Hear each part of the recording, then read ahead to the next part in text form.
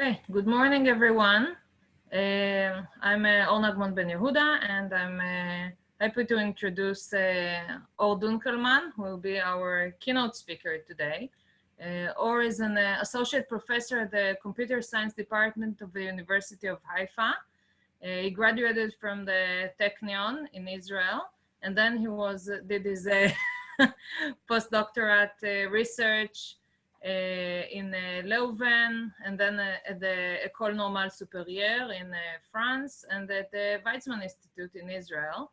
He has served on almost 100 program committees, several times as a program chair, and is also chair of the Eurocrypt 2022. He is interested in cryptography, computer science, privacy, and biometrics, and he's the co-developer of several crypto analytic techniques, as well as a few cryptographic primitives, e.g. the Katan Ktantan, which means in Hebrew small and tiny, a family of lightweight block ciphers, and the Haifa hash function framework. And he's also one of the founders of the Israel Privacy NPO, and Professor Niva Elkin-Koren, who is with us right now and will be in the panel following, is also one of the founders of this NPO. So please, Oh. Thank you very much for the introduction. And when Orna invited me to talk today, the question was what I'm going to tell you guys, because you know much more about more things than me. But then we had a discussion and we realized that it's time to discuss how we're going to fight COVID using technology. And as you probably noticed, I hope that I don't need to explain too much. These days we have something called Covid19 Pandemic, right? All of you are aware of it, right? No, nobody's... Okay. I was hoping some of you succeeded to avoid it by living in the correct countries like New Zealand or Taiwan. So the thing is, COVID is a very aggressive virus, one thing. The second thing, it has a very long incubation period. So most viruses and most diseases have an incubation period, because if the moment you catch the virus, you're dead, you're not going to contaminate too many people. So from evolutionary point of view, viruses need to have some sort of incubation period in which during this time you propagate the virus in the population. And apparently COVID-19 has this annoying slightly longer than usual. So in the past it was considered to be 14 days. Now with the Delta variants and some of the more aggressive variants, it's a bit shorter, but give or take, this is relatively long for incubation periods. So that means that you get infected and 14 days later you get sick. So this is something which is helps the propagation very quickly. And of course, given the fact that we are all living in societies and everything is interconnected and everything, you probably understand that we are actually in a huge pandemic at the moment. So far, everybody should be very, this shouldn't tell you anything new, hopefully. One thing to remember, in the Spanish flu pandemic, or even the HIV pandemic of the 80s, technology was not that well advanced. I mean, today we have cloud computing and we have cell phones and we have so many new things. I mean, yeah, cell phones were at the 80s, but they're not very popular back then. Today we have lots of technology. We have deep learning and cloud and what have you.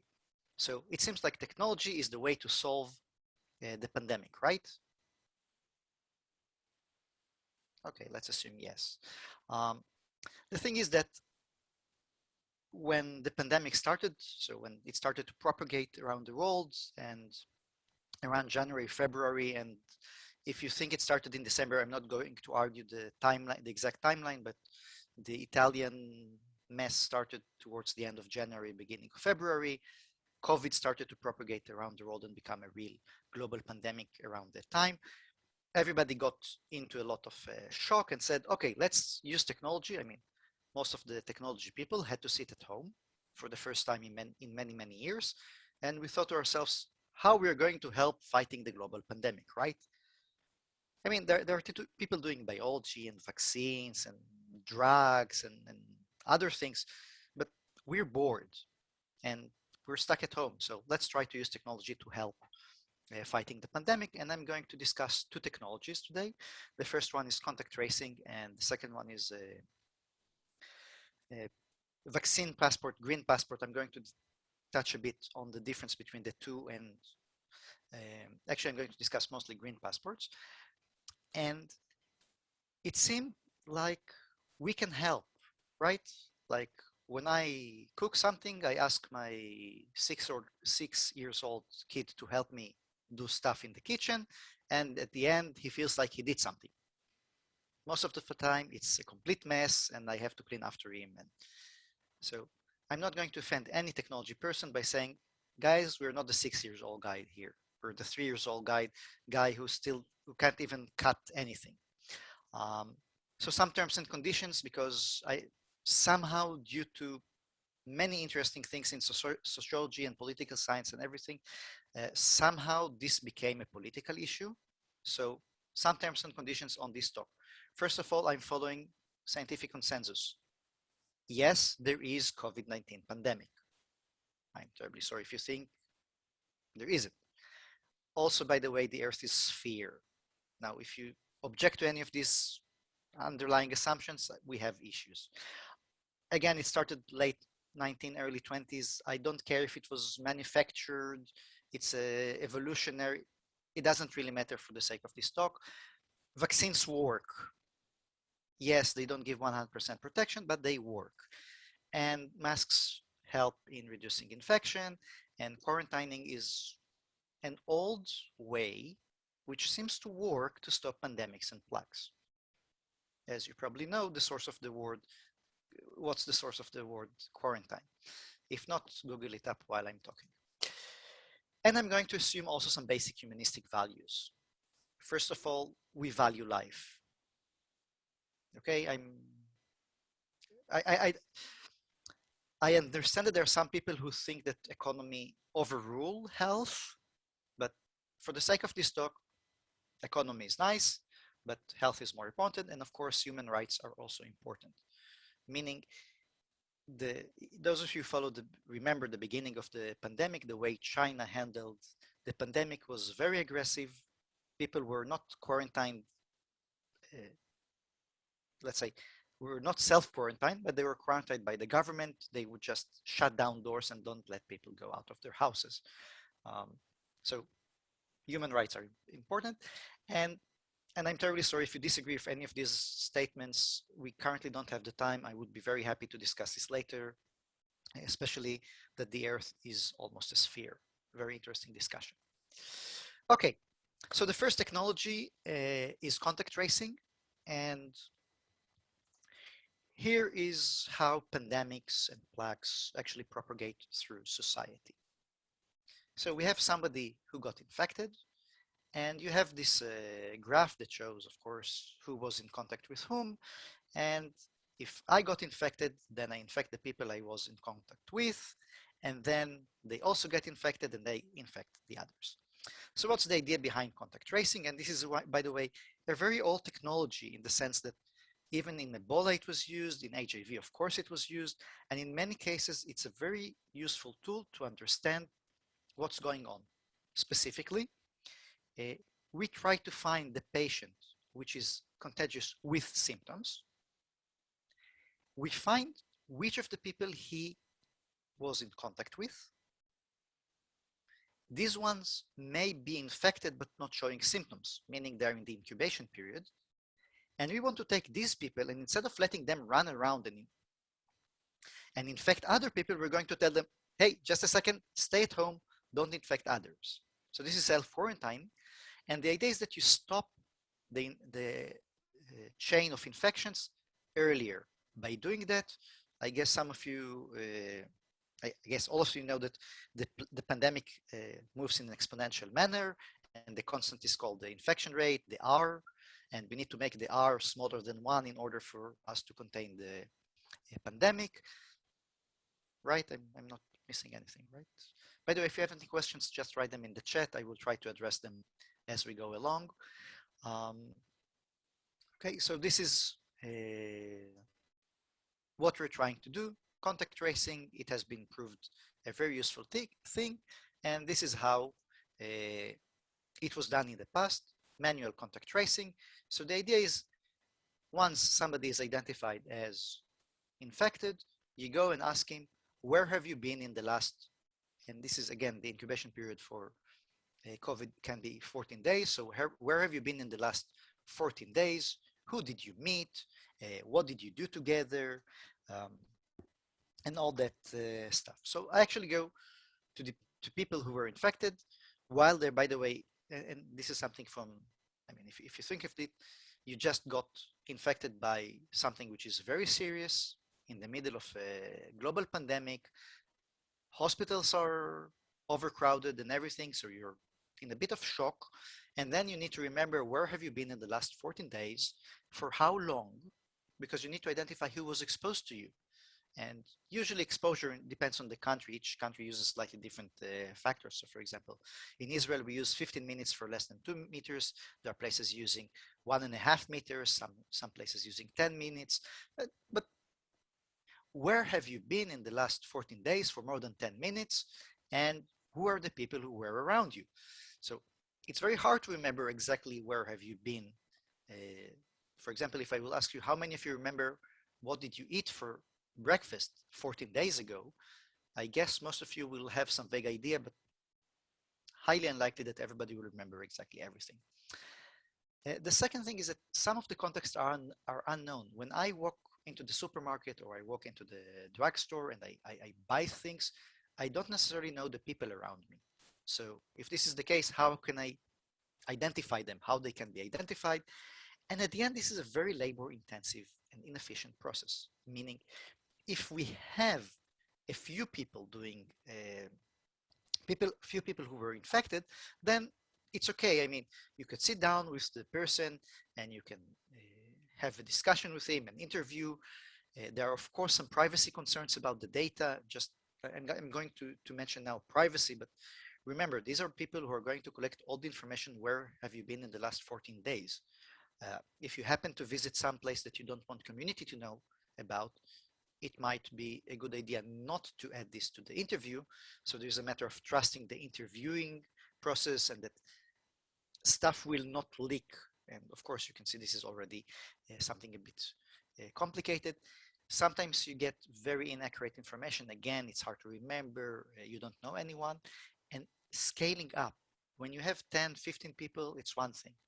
When you have a million people sick, you cannot do contact tracing at that rate. I mean, there's no point. In Israel, we had a lot of issues with that. I know other countries also had issues in building up the contact tracing infrastructure because it takes time. And this is the time that actually the pandemic propagates very quickly. Okay, so here's the solution. Let's automate, right? Let's do everything automatically. Automation is much better than doing things manually. We know that since Ford. So each of us, sorry, carries this lovely device. Hopefully you can see it. I guess most of you have cell phones or some other equipment that allows you to do that. So there is inside these devices GPS, there is Wi-Fi location, geolocation, there is assisted geolocation. There are many things there to tell you where you are. Then you collect all the data, right? I'm going to collect all the data of all the locations of everyone all the time. And I'm going to process all the data. So what happens is that when I'm at some place, it is registered somewhere and then everybody collects data and everybody are happy, right? Everybody are happy? Not so. I'm not. Well, sorry, you're not? I'm not happy. Why? We're going Because to automate everything. We're going to solve the problems of the world. Maybe there are places I go that I don't want you to know I went to. Okay, so, but we are in the middle of a global pandemic. I think my human rights are important. Seriously, you haven't heard about what's going on in Texas, right?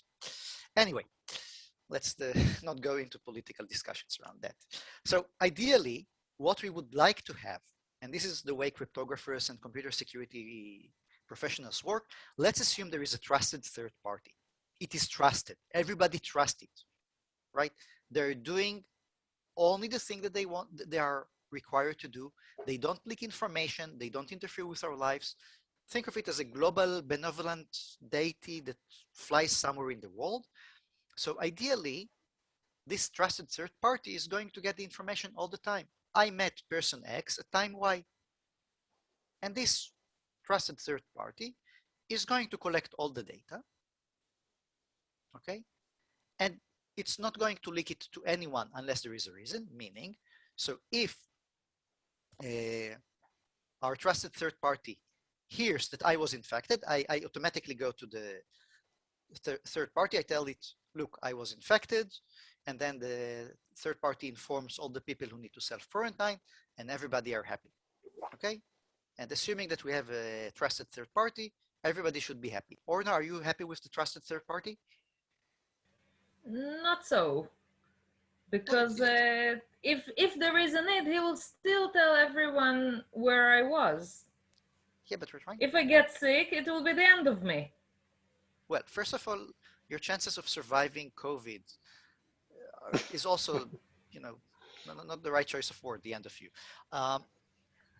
The end of Social. me in a public way, socially. So here right. are two examples, not from the COVID era. The first one is a priest.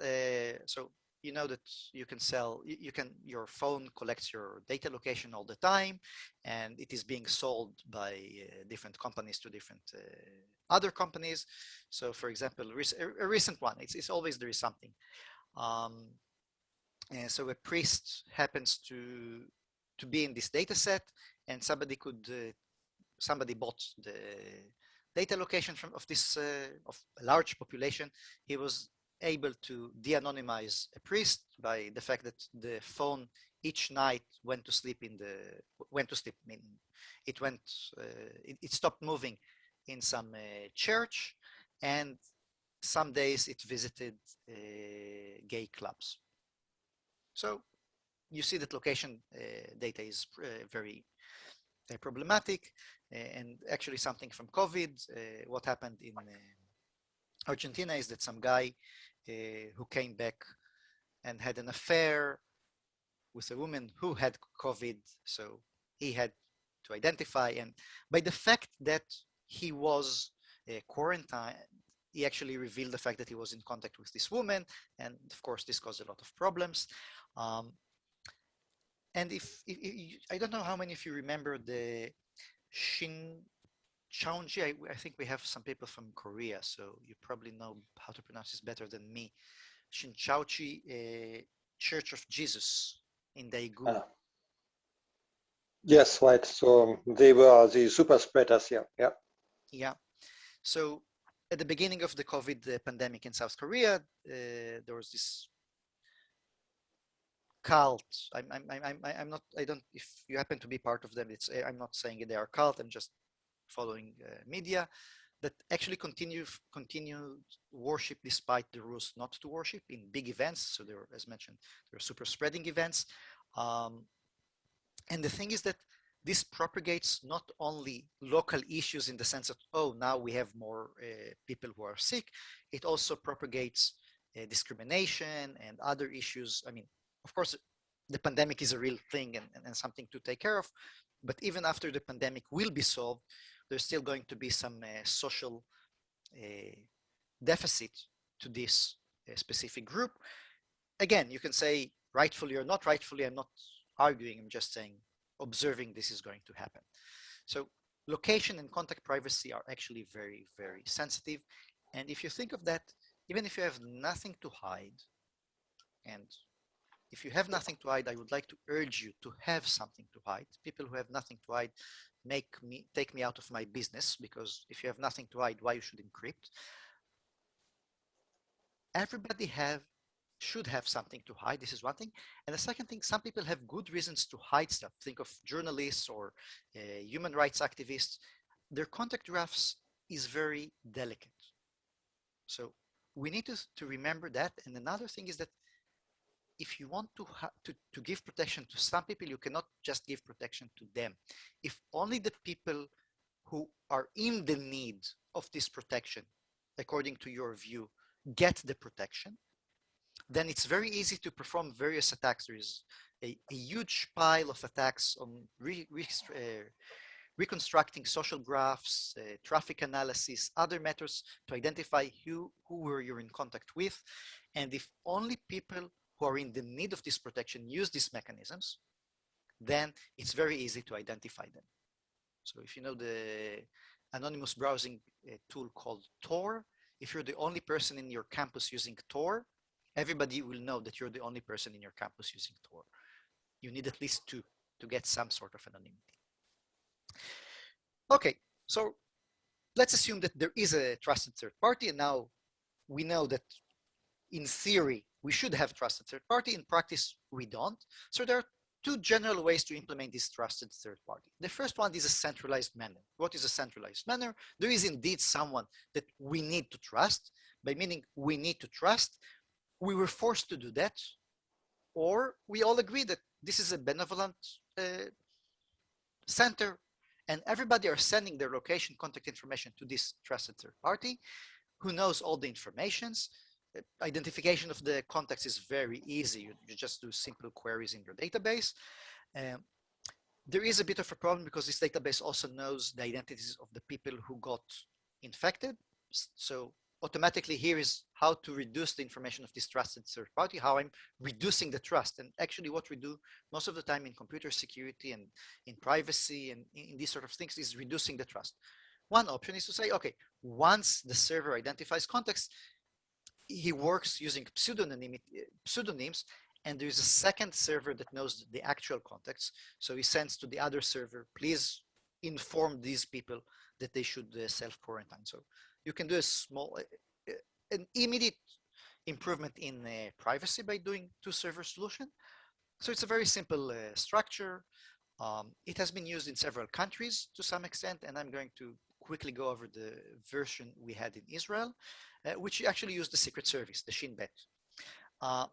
So what the Shin Bet, the Secret Service, has been doing, each of us carrying a cell phone. So when you walk around, your cell phone keeps on emitting information. I mean, you're just sending information, and there are antennas of the different service providers, and they all hear you. So I send a signal, my phone sends a signal, a regular signal like, hi, I'm phone that and that, I'm alive. So if somebody tries to call me, the network will know which antenna to route the conversation to me. So you collect the data from the antennas, all these beacons that are sent from my phone. You perform triangulation. So this is the opposite of GPS. In GPS, I hold the receiver, and there are a few satellites that send me signals. Here's the other way around. I set signals, and the antennas are locating me. There is a bit of magic here to improve the accuracy of this thing. And you extract the location, and you store it in the central database. And once the Ministry of Health identifies a confirmed case, the Shin Bet, the Secret Service, gets the details and outputs all the contacts according to the database. Not all the contacts, the people on my phone, all the people I was in contact with during the last 14 days. Who thinks this is a good solution? Please raise your hands. Let's see if... who thinks this is a horrible solution?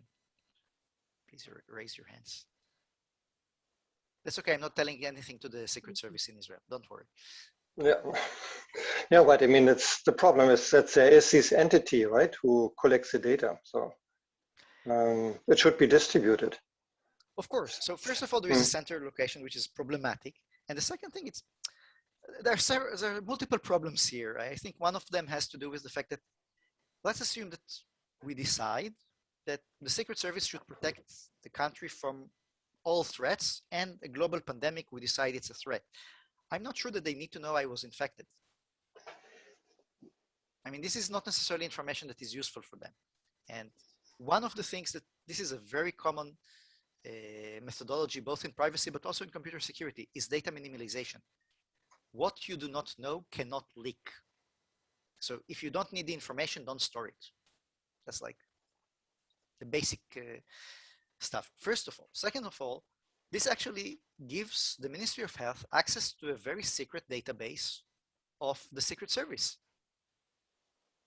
Now, I'm not saying that Israel has enemies, but let's assume for a second you were an enemy of Israel. You could have used this mechanism in order to test the capabilities of the Secret Service by, for example, sending agents and infecting them accordingly and testing which of the contacts were identified. And there are many problems. I would just mention the fact that this catastrophe is one of the main reasons that we started Privacy Israel, and there were appeals to the Supreme Court by various, not just by people who do privacy, journalists, people from minorities or and NGOs that work with minorities. There are quite a lot of issues here. And at the end, after a very lengthy process, this has stopped, sort of. But this is sort of a solution that existed, and other applications are also very centralist. I mean, if you look at the Singaporean methods of trace together, which is the most common app in many parts of the world. There is another, the decentralized version, the DP3T, which I'm going to discuss a bit later, but centralized version, many people use the Singapore Trace Together. The Australian app is based on that. Some of the Korean apps, Korea is a bit, and again, we have some Koreans, so they know better, but there are several Korean apps, and some of them are more efficient than others. And the data is the central data, again, in Singapore Trace Together. Everything is stored in a single location in somewhat private manner. There is some privacy protection. I'm not going to discuss it, but there are such solutions, and they're very prevalent. Okay. The other option is to do everything decentralized, right? I know that there's going to be a workshop on blockchain later on. So of course, let's decentralize. We're decentralizing money. We're putting everything on the cloud. So each user will just collect her contacts throughout the day. Okay. And if I get infected, I publish information. Everybody, please note, I was diagnosed as infected. Please take care. Everybody needs to check the registry each and every day. And it's, of course, the user's responsibility to self-quarantine, get tested, and do all the things that it should do. Now, one thing to remember, and this is actually true also for centralized solutions, but in centralized solutions, usually because this is done by the government with a very strong enforcement mechanism, usually this is not really the problem. For decentralized solutions, because each person easily can choose whether to join or not join the solution, if a ratio P of the population uses the solution, only about P to the power of 2 of the contacts are found. And the reason for that is that not only me need to run the app that does the contact tracing, also your needs to run it. So what happens is both of us need to run it, and if assuming some random behavior, it's about P squared. Of course, there are clusters, it's an approximation, but this is roughly what we're discussing. I would just note that for many of the apps, the adoption rate never reached more than 20%. So this means that we could use these solutions to test about 4% of the contacts. On one hand, it's not a lot. On the other hand, in many cases, if the exponential ratio was very close to 1, this could have made the difference between a pandemic that evolves and a pandemic that slowly decreases. And of course, when this was designed in March, April 2020, the hope was that the adoption rate will be significantly higher. So this is something to put at the back of our minds. You need a very large adoption rate. Again, the Shin Bet, the Secret Service, or any centralized solution that tells you you cannot enter buildings without having this app installed is, of course, has a significantly higher adoption rate. Okay, so the basic idea, let's assume I'm going to use the Israeli constants. You have to be at least 15 minutes next in distance of at most 2 meters to be at risk. And luckily, the distance of Bluetooth Low Energy, BLE, is about 2 meters. So the idea, again, I'm making it a bit more simplified than it is, every few minutes, my phone will emit a signal with identity called the beacon. I collect all the beacons that I observe, so my cell phone, of course, not me personally. And at the end of the day, there is a list of all the beacons that correspond to infected people. So I download the list each day. I check whether I observed one of these beacons. Now, you don't send the beacon every 15 minutes because I know in order for me to identify whether I was next to someone for 15 minutes, I need to hear several beacons. So usually you send the beacon every minute, 5 minutes. So I want to see that I have a few beacons. And of course, you have to tolerate some faults. Maybe I didn't hear all the beacons. Maybe. So if I hear some beacons, then I assume that I was exposed. And then everybody are happy and there is no central database and are now everybody happy. You guys seem not so happy. That's not nice because we have a solution to the problem. Yeah, right. No, it sounds good to me. It sounds good to me, except Okay. right with this 20% acceptance rate, and this is a big problem, right? Yes, but this can be solved, right? If we all go out and tell people install this app, or we'll give discount for people to install apps. Like, yeah. No, right. Then the next step is, right, you have to inform the app that you got infected, right? And that's when even less people use this kind of thing. So there is self-involvement, there is, right, the responsibility to be shown by the people under this, right? I have a feeling that you somehow hacked into my computer and then you saw the slides. So Jorn is going to keep on giving the talk instead of me. Thank you, Jorn. No, I was, sorry. I was one of the early adopters of these apps, but it seemed like I was the only one. So this was a problem.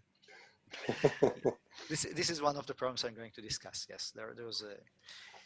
So first of all, one thing about the identities to remember, the identities have to change. So the beacons, if I'm always sending the same beacon, even if it seems like the beacon doesn't contain my real identity, and for example, in the case of Singapore's Trace Together, it contains your real identity. It contains your phone number in some form.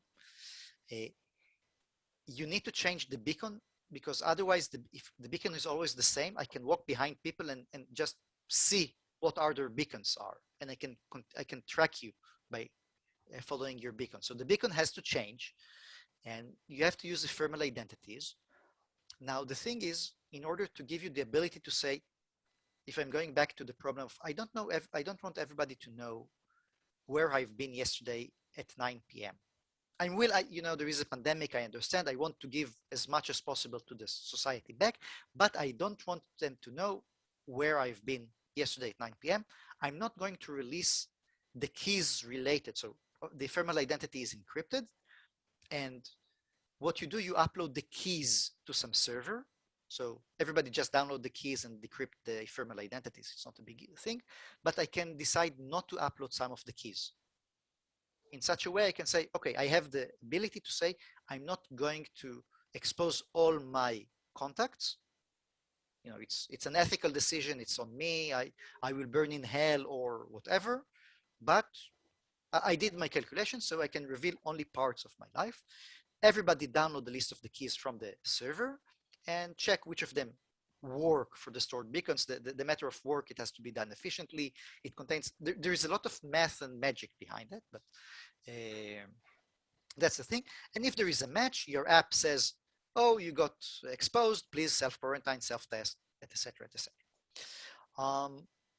So partial summary, we had two solutions. The first one is central and the second one is decentralized, and this raises two issues. Who controls the data? When you have it in a central location, you have a single entity that controls everything. And in contrast, when it's distributed, of course, I don't have to tell you the decentralization has its merits, but the question also comes to who gets the output. If you're using the apps, the government or some law enforcement or some enforcement entity that we as a society decide that needs to get this information doesn't get this information. So it may work better in societies where there is a lot of connection, where there is a lot of people following the rules. In contrast, in some other societies, it might not work. And I'm not going to use stereotypes on which communities are of which aspect. I just, by the way, I just picked DP3T because it's one of the most well-known and most widely spread. There were actually 8 solutions that were developed in March and April 2020. And some of them even had the same name. I think the funniest thing is the PACT protocol that was designed both in the East Coast of the US and the West Coast. So there is PACT East and PACT West. And this is like contact tracing story, like they fight each other with knives and who has slightly better crypto. But the basic idea is roughly the same. There is an encrypted beacon of Bluetooth, and that's it. Now, some of you may have heard of the check-in, check-out solution. So each time you enter a venue, you scan some QR code. When you leave, sometimes, this is actually not everywhere. When you leave, you scan a QR code. It was very popular in some countries for a short while. I think that in Korea and Taiwan, they're still enforced, but I'm not sure. Yeah, I know correct. that, sorry? Yeah, it's correct. Korea is still using it, yeah. And I know that many companies sold this for other, PwC, for example, sold such an app to employers who wanted to make sure that the workers are in a very secure or safe environments. Of course, if somebody gets infected in the list, you inform, you quarantine, you do all the jazz. Of course, there are several questions. So for example, who holds the list? Again, centralized versus decentralized. How do you get the notifications? It's very similar in nature to the problems that we had with contact tracing. Just one thing to remember is that these apps tend to be usually more centralized compared to contact tracing that you can do in a non-centralized, significantly non-centralized manner. And second of all, these were mostly imposed on people. So the use carried with it slightly different social behavior. So what could go wrong? Obviously. And here is a partial list of things that could go wrong. First of all, some of the apps were closed source. That means that I need to trust the government to run stuff on my device. I'm not going to do show of hands how many of you don't trust your governments to run stuff on your device. I'm just going to mention the fact that, yes, there is a problem with that. And in some cases, for example, in Australia, they used something which is based on Singapore Trace Together, but the server side was closed source. So actually, there is client side, there is server side. In Israel, also the Israeli app. At the end, we had an app. Let's not go into this mess. What happened is that the client side was open source, the server side was closed source. Happens. Some of the apps had the standard cyber issues, like not parsing correctly input, using outdated libraries, doing things horribly wrong. Some apps were consuming battery to the point that nobody was using the apps.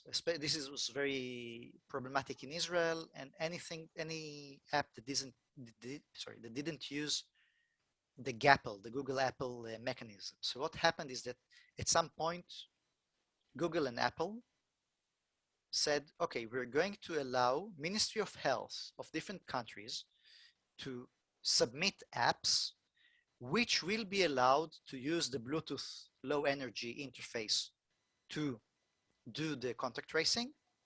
So first of all, it has to be Ministry of Health. So even if I'm a very nice person who does privacy and I put everything open source and doesn't help, it's the Israeli Ministry of Health that needs to submit the app. Second of all, this app cannot use GPS. So we want to increase privacy. So no GPS. This app can do only Bluetooth low energy, and that's it. And we don't store any information, everything is fine. So first of all, if you speak with people from the legal perspective, of course, this gives GAPL a lot of monopoly power, because suddenly this private entity that has nothing to do with us controls our health. I'm not very comfortable with the idea. Second of all, there are a lot of issues running around it. For example, I think if you look at what happened to Google, apparently they had a bug that actually stored the location in some internal log. So what happened is that the app didn't store GPS location, didn't have access to it, but some internal log did have access to this sort of log, so to location. So by just correlating the two logs, which was not very complicated thing, actually Google could know exactly who you saw and when and why and where. Now you can say, I don't care, Google knows that anyway. I'm not going to argue with that, but it's just that now they have an official stamp. And the funny thing, the sad thing is that it took them a lot of time to solve the issue, even though it's just commenting one line of code. If this is a sensitive data, don't log it into servers, to the internal logs. Now, to explain why there are so many problems around that, I remind you, some of them were closed source. So for example, the Australian app, and I don't know how many of you are from the UK, the NHS first app was a catastrophe. The Australian one was based on Singapore's Trace Together, but they made some changes to make it better. However, we have a rule in cryptography: don't touch, don't touch. It's very delicate. So what happened is that they actually entered several, you could say backdoors, but they're not intentional. It seems like somebody just thought that he's improving and did the other way around. So there's quite a lot of issues around that. And specifically, if you're looking, Vanessa Teague, her research, and Jim Mussard, actually this showed that academia took the client side, took the server side, did reverse engineering, actually worked hard to find what's going on inside. Now, there's another side effect that seems to go a bit unnoticed. And when I say unnoticed is by technology people. Of course, people doing sociology or legal or that sort of experts do get the idea. We got used to being tracked. You installed the app. So you gave someone permission to somewhat locate you under some conditions during the day and night. Right, no, this was a distributed one. The actually worked, the privacy preserving one. But I'm in Korea now, and I've been here in quarantine twice, so I've been surveilled, so 24/7. So this was a serious app, controlling everything. So, but it's off my telephone now. Yes. So the thing is, that's the thing. If you look at China or Taiwan or Korea, where this was mandatory, I mean, again, and I'm terribly sorry because this is a cultural thing, right? Privacy in Israel, privacy in Europe, privacy in the US, privacy in Korea or Taiwan carry with them different notions and different social standards. But even in Europe, now you see privacy people saying, yeah, you should use Google to track people. If we go back in time 3 years, and I would hear the biggest privacy advocates of Europe saying, yeah, let Google track people. Something went wrong here. So just from the cyber point of view, by the way, there are cool attacks you can do on contact tracing, and here it's independent whether they are centralized or decentralized. For example, you can shut down your opponent's business. Just make sure that all office employees need to self-quarantine, or make sure that you send people who happen to be COVID positive, or at least announced positive, COVID positive each and every time. Of course, it's easier in decentralized solutions because then you declare that you have been exposed. You can track people around despite the ephemeral identities. There are some ways to track people around, especially if you make some mistakes. For example, again, in Australia, they made some things that allowed tracking a bit easier. For example, you can send your phone to self-quarantine. You can do replay attacks. So I take your beacon, I collect it today, and I broadcast it in other places all the time. So suddenly you get recognized in many places. It increases your chance of being identified. And there is even things going underlying in the infrastructure. For example, an ISP can learn whether I uploaded stuff to the server that contains the keys. So even if you're using DP3T, there might be a chance that suddenly your ISP identifies that you uploaded keys to the server, because this something in your transactions pattern, the communication patterns have changed, and therefore your ISP learns that you have COVID. Now, you can say, well, my ISP already knows that I have COVID because suddenly I'm at home and I don't leave my house and my internet traffic goes up. Okay, but these are things that can run around and you need to keep them in mind. So there are quite a lot of things going on. So going very quickly, contact tracing at the end didn't really work. As you probably noticed, we're still in the middle of a pandemic. So most of the countries failed to do it. I can summarize. It was lots of trust issues. It was lots of adaptation issues. The thing is, if you look at automatic contact tracing, if there are a few cases, you don't need automation. Manual contact tracing is much better. People are more likely, usually more likely to tell other people, and you can relate and you do stuff. Where have they been? When there are a lot of cases, there are too many cases, you just need to do a lockdown. So it's useful only when there is a small ratio of people, which is too high for manual, too low for lockdowns, and something like that. And at the end, contact tracing, because COVID is airborne, and we didn't know that back then. I don't know how many of you remember using hand sanitizer each and every interaction, and people selling, when you get your shopping at the door, you should put it in the oven for 120 degrees Celsius or 5,000 degrees Fahrenheit. I never know how to compare them. For 5 minutes to kill all the COVID on the sack of the banana, in which we know better, but COVID is airborne. So contact tracing is useful, but it's not as useful as you would have expected. It took a lot of time to implement and test, by the way. I mean, the solution is very simple. We had them in April. I think Swiss COVID, which was one of the first ones to use DP3T, started running around in September, give or take.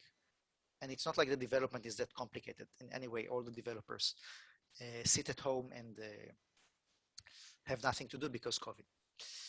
So I don't have a lot of time to discuss the green passports and the vaccination passports, so I'm going to do it a bit quicker than I hoped for. So we now have vaccines. Hopefully all of you got vaccinated and you have access to vaccine. So now we can restart the economy. The situation is as follows.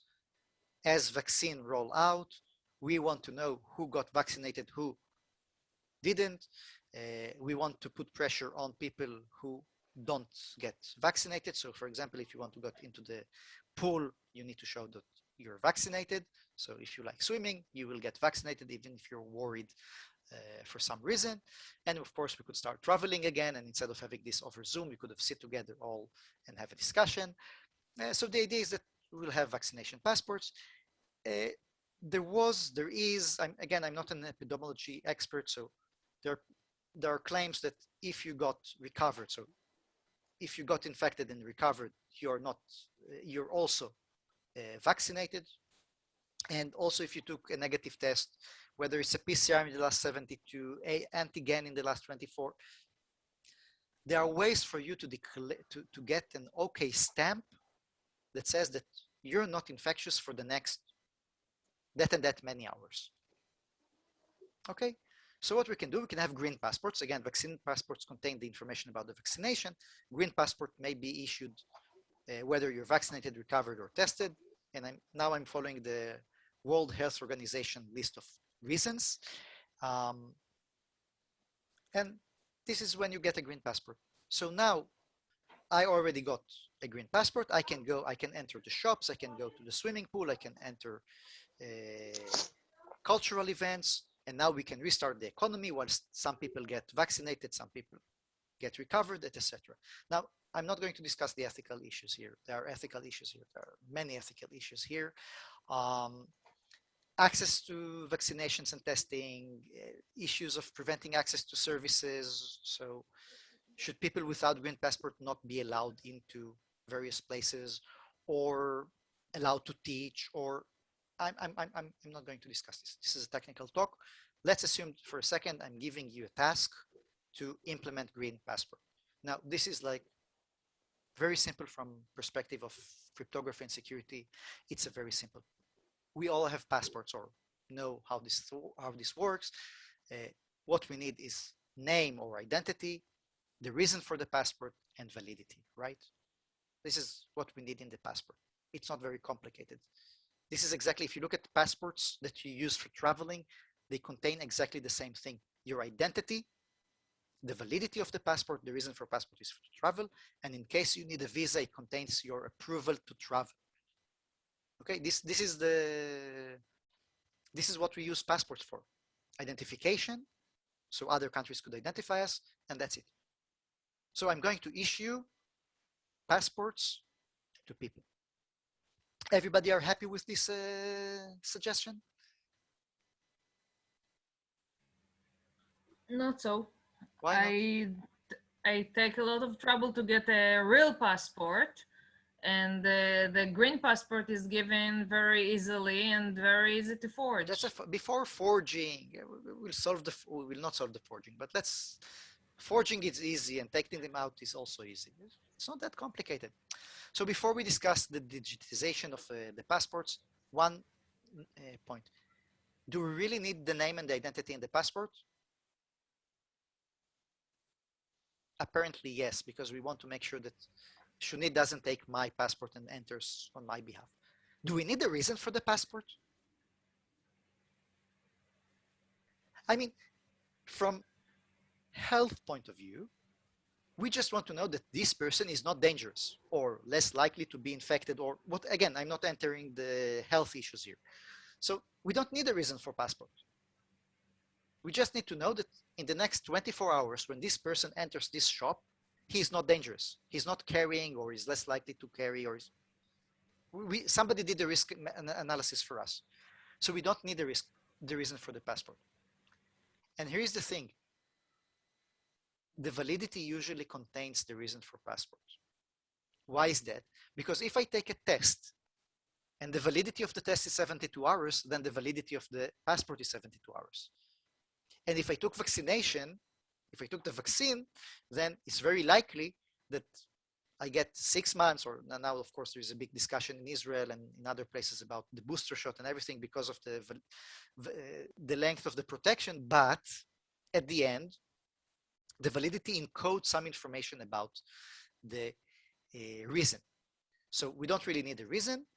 And I just want to mention this, I'm discussing inside the community. When you cross between communities, when you fly abroad, this is slightly different because you may want to do things differently. So the validity may hint. So if we made sure that all the green passports have the same expiry date, so each day, or in an earlier complaint, it's very easy to get a green passport. Each day I get a new green passport with validity for today, then there is no need for a reason in the passport. We just have a validity for a day and that's it. We don't need revocation mechanisms because sometimes, passports can be revoked. Somebody is stealing your stuff. And of course, doing it in paper is very difficult, so let's do it digitally. And the simplest solution is just signing it. There is something called digital signature. Because we don't have a lot of time, you will just have to trust me that this is a well-known, well-mature technology, and it's very fast. How fast it is? I would say signing 1 million passports on a single server may take 10 minutes, and you can buy 2 servers to sign 2 million in 10 minutes. So it's the simplest solution. Just before that, some solutions which are not so good. First of all, is in some places you scan a QR code. So the passport is a QR code that you scan. Then you go to some database that authenticates and says, oh, this passport is valid. This is a horrible idea because the database owner learns which passport were scanned, when and where. Also, it requires availability. So if you're in a place without connectivity, you're going to have issues. And this database is very, very interesting from cyber hackers' point of view. So you have to protect the database very strongly. Another option, which was used in Germany for a while, is putting everything on the blockchain. And I know that the blockchain solves all the problems of the world, maybe besides world hunger. Personally, I'm under the impression that blockchain is very useful, especially if you're cold during the winter. You just go next to the mining equipment and you get heated. Otherwise, blockchain is usually not a solution. This is certainly an overkill to the problem, especially as we don't understand the threat model depending on the blockchain, if it's permissible, non-permissible, quite a lot of problems. These are not good solutions. We don't have time to explain why. Another problem is the readers, how you verify passports. So you can have an app that scans the QR code. So of course I can put digital signature and I can put everything in a QR code and everything can be done in a secure manner. You need to maybe only approved readers. So for example, when you have a passport, not everybody can read passports. I mean, everybody can read passports, not everybody can authenticate passports. You need something in the background called public key infrastructure, PKI. I'm not going to go into that. There is a lot of mess around it. I'm going to jump, just mentioning that it's not like digital identities is something new to us. Like when you go to GECON's website, you see this lovely warning, not secure. This is because you're not using certificates. When you go to Eurocrypt, of course, it is protected because it's going to be a shame if the International Association for Cryptologic Research will not protect its websites. So those of you who don't know what a certificate is, there is something called certificate. It is signed. There is some trust model. A lot of technical mumbo jumbo that its main point is saying, don't worry, it works, trust us, really, it works. So we can do the same thing. It exists also for passports. I'm not going to go into discussion too much. Again, we don't have time. But for example, ICO, the International Civil Aviation Organization that defines the standard for real passports and also electronic passports, they have, if you have this passport with this chip, that means that you have a chip inside with all your data signed, and there is some mechanism at the back that allows a US border control to read the Japanese and read and verify Japanese passport. All we need to do in vaccination passports is just like take the ICAO solution, put it with a digital app, and everybody are happy. Right? A very simple solution. Trust me, it should work. However, not all countries have universal simple picture ID schemes. If you happen to be from most of the countries of Europe, you probably know this identity card. It has a picture, it has a chip, everything is fine. If you happen to be from the US, this becomes a political issue. Should we have picture ID? Also in the UK, you have none. Another thing is that many people forget, if I compare ID card to a person in front of me, it seems like we all are very good at doing that. We're very bad at that, actually. If this is not a person that we know well, pardon my French, we suck at this task. This is a horrible task. We're very bad at that. And in some cases, well, in Israel specifically, my father is using a picture ID that was issued before I was born. Not only that I look more like him in this picture, you cannot correlate between the pictures. Large venues need to check many people simultaneously. That means that when, let's say, everybody are going into some football match, soccer match, if you happen to be from the US,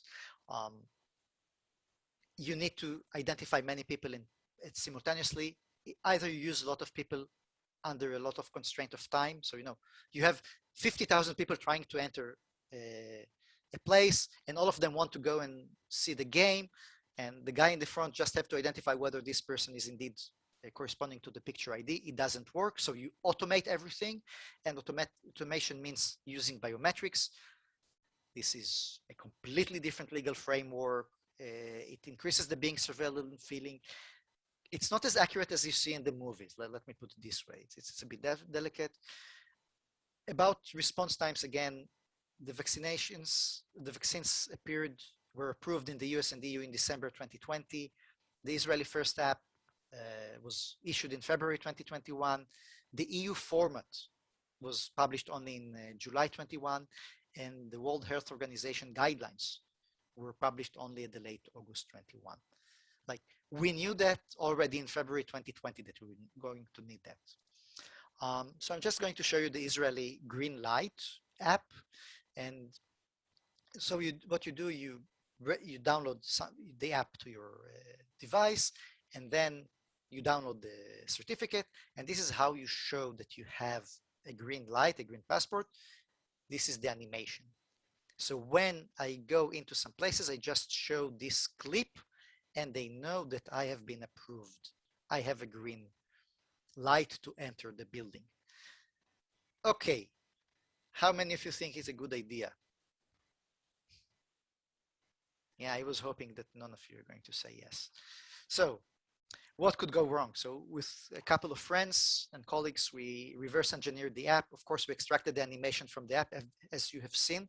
When I go around, of course, I fully vaccinated and everything. I just showed the the movie without anything, like not in the app, and everybody are happy with that. This is legal because I do have green passport.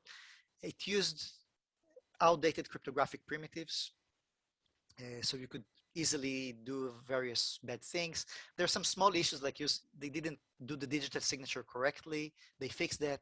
The validity revealed the reasons for the passport, so there were some privacy issues. The fun part was that the code had some passwords and keys hard-coded into it because this was first generation, so there are some mistakes. Of course, personal emails of different people in Ministry of Health and various things.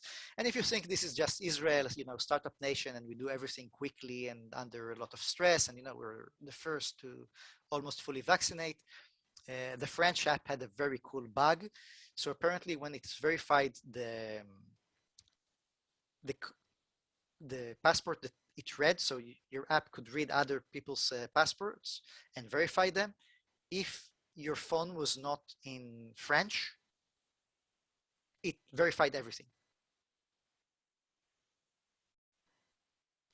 I have no idea why this happened. I can speculate, but still, something went really, really bad.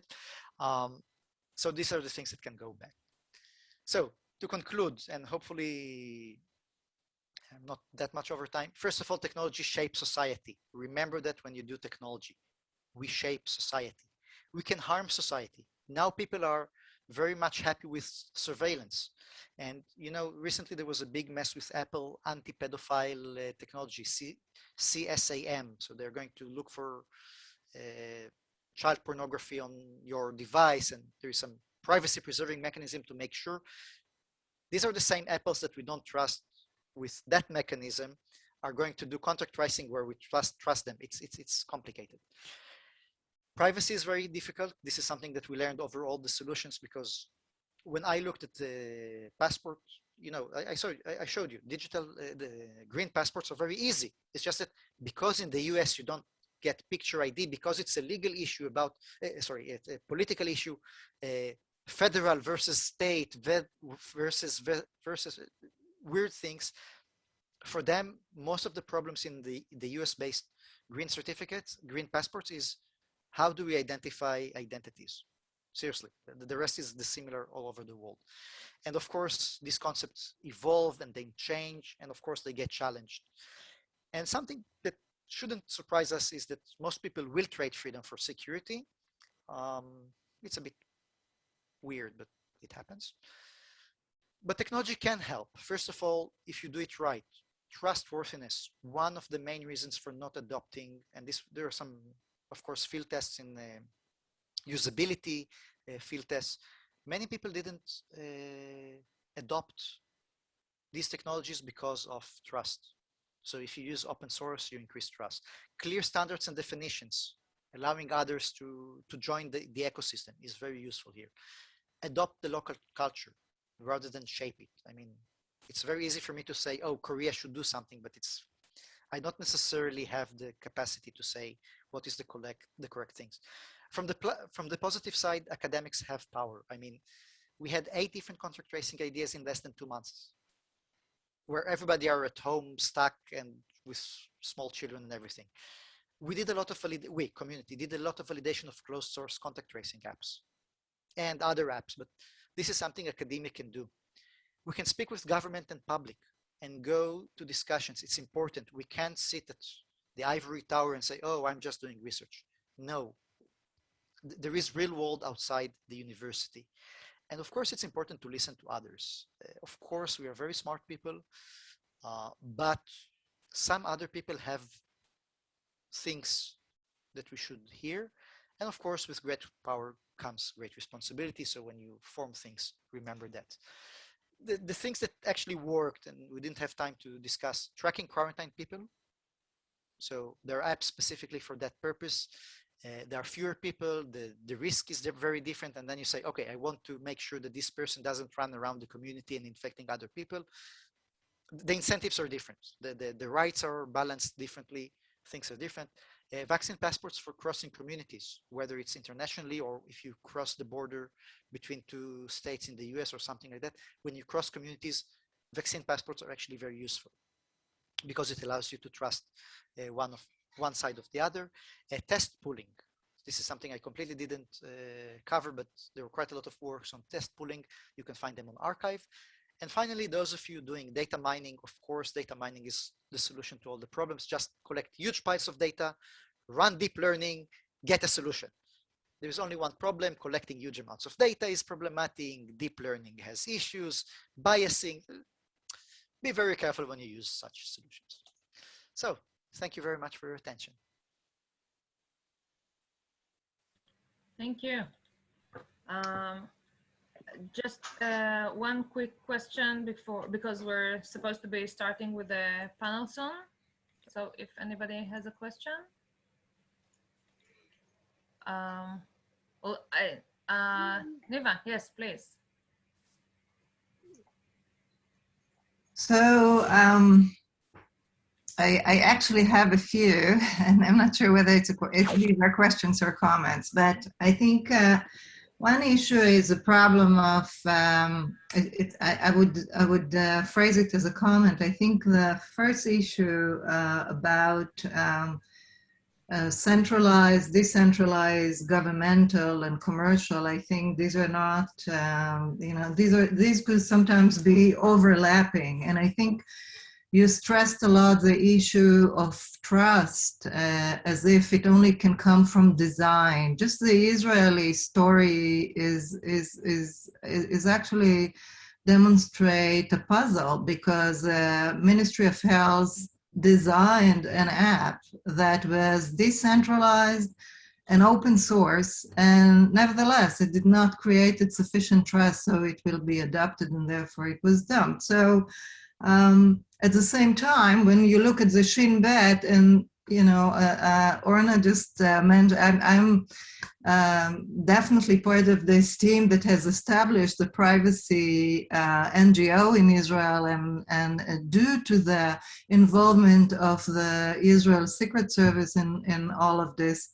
But when you look at this objectively, this is a story that tells you how not just design choices and technological interventions, but also legal interventions and institutions, such as the ones that were introduced when the Shin Bet was using this powerful tool, that is judicial review, parliamentary review, and a lot of restraints on what you can collect and not collect, which makes you wonder whether, maybe this is a better solution than letting commercial companies such as Google collect all this information with no accountability, no transparency on what data is available and to whom and how it is being used. So the first comment is maybe to challenge some of our assumptions on who is a bad guy or a good player, and then think about how we can create institutions, like legal institutions, but also design choices that would enable us to use this technology. I had 3 comments, but I will actually try to make it 2, because this is turning to be too long. So the second question actually is, what's the alternative?